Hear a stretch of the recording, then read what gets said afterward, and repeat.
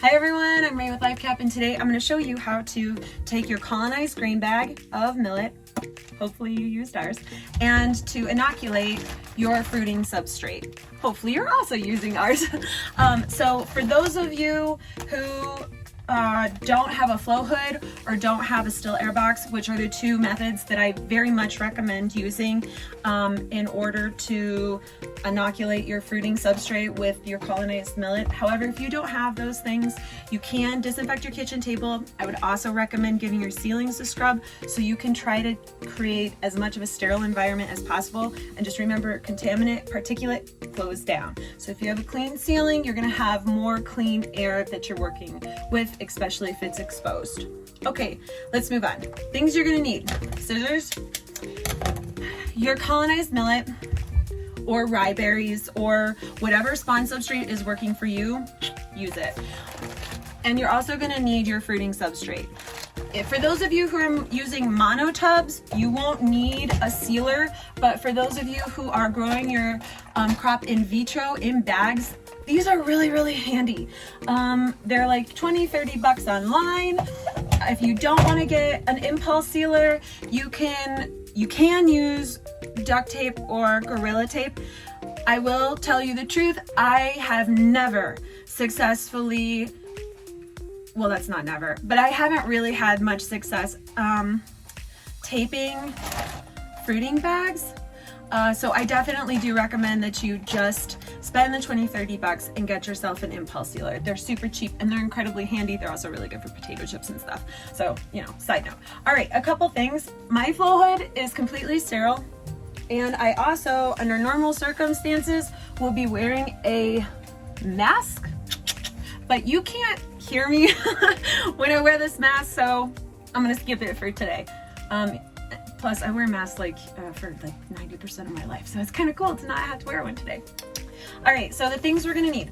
This whole flow hood has been sterilized and is ready to go. I have been sterilized because I'm not wearing a mask. I washed my face, I used mouthwash, I've got my gloves. My gloves have been cleaned with alcohol. My impact sealer has been wiped down. The outside of my millet has been wiped down completely, including in the creases. Pay attention to these because that can kind of trip you up in the future. And this bag has been completely wiped down also. And I'm gonna tilt my camera down a little bit so you can see a little bit more what I'm doing. Okay, so this is what I'm gonna do. I'm gonna take this colonized millet bag and I am going to break it up. I actually don't have that great upper body strength, so I try really, hard to get everything out of the bottom, and I usually end up breaking this out in chunks. And this is really, really good at my ceiling on grain.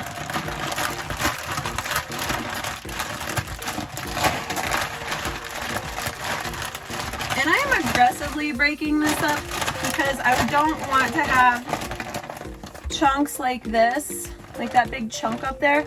I don't want it to be chunky because I want it to be mixed thoroughly through my fruiting substrate. And it mixes better if these chunks of mycelium are broken up. It also will colonize in the fruiting substrate faster if you break up those big chunks. Those big chunks can actually slow down your colonization time. Okay, I feel like it's pretty good and broken up. I'm gonna do this kind of simultaneously in the flow. I'm gonna do, oh, you can't see. So I'll do it to the side. I'm going to snip off the top of this, cool. And I am going to snip off the top of this substrate, of the fruiting substrate. Okay. I'm gonna open the fruiting substrate bag without putting my hands or fingers inside of the bag. I don't want it to be inside, but I want to create a nice opening. I'm then going to, without touching the outside lip of this bag up here to the inside lip of this bag, I'm just going to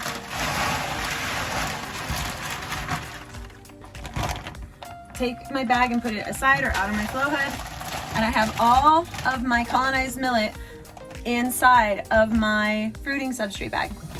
And I kind of give it a little bit of a zhuzh. And I move the substrate around as much as possible. And kind of squeeze it up and move it around. Oh, yep, I can see the fruiting block substrate coming out on the top, so it's starting to mix in, which is great.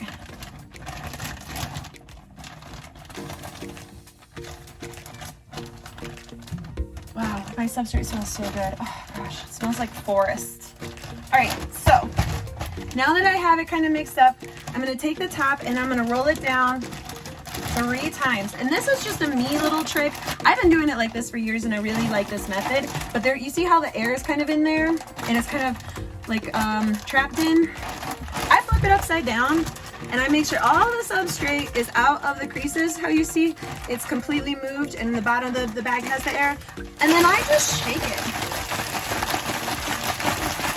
I kind of roll it around. I want to get as much of a homogeneous mixture of grain and sub as I possibly can. So I like, after I do that once, I like to open it back up and mix it.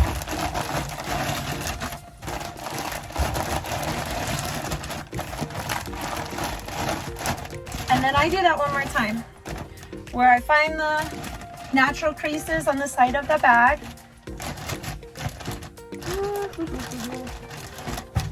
Don't you love origami? And then I fold the top down 3 times, making an airtight seal and a good little handle to hold on to. Flip it upside down again and give it another little shake. Cool, cool, cool. Sweet, sweet, sweet. And that looks really nicely mixed, and I love that. So at this point, I'm going to refine the natural seals, the natural creases, I mean, in the sides of the bag, and I give it a little tap. You're gonna see my camera tremble a little bit, probably because of that, but that's okay. That's how you know. But I will pick it up by the natural creases in the side, the wings on the side of the bag, and then I give it a little back and forth, tap that down so it starts to form. And then it's time to seal. I line up the bag again. My sealer has already been prepped, I believe, and we're plugged in and everything. Cool. Now this is where you want to create as much air tightness in the fruiting bag as possible. And you really want all the air to go out. So I find the natural creases on the side, I pull the lip of the bag over and I push the air out so that it is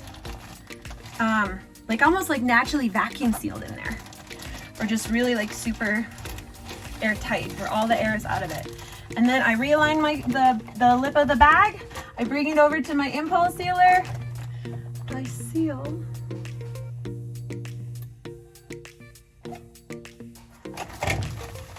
That looks great.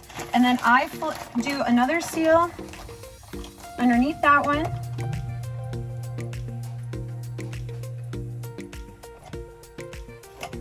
And then because it's a fruiting bag, I like to flip it around and do one more seal in between those 2 seals, or underneath it is fine too.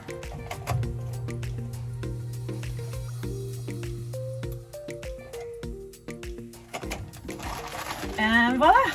We've got seals, we are totally inoculated, and then we just set this on the shelf and let it turn white and colonize, just like we did with the millet. Okay, that's how you transfer your colonized mycelium and inoculate your very own fruiting substrate. Like I said, you can do this with monotubs, or you can do it with just your in vitro fruiting blocks. It's completely up to you. Both are great methods. Yeah, for all of our products that I used here today, including the millets, our liquid culture syringes, and our fruiting block substrate, you can go to our website at lifecaphealth.com and purchase those there. If you would like to purchase pre-colonized or already colonized millet, reach out to us at support@lifecaphealth.com. You can inquire about colonized millet there, or bulk orders, which are any orders from 100 up to 1,000 units of LC, sub, or millet for those of you who are running farms or have bigger growing gardens. Otherwise, yeah, that's all I have. I'm out of stuff to say. Anyway, have a good day.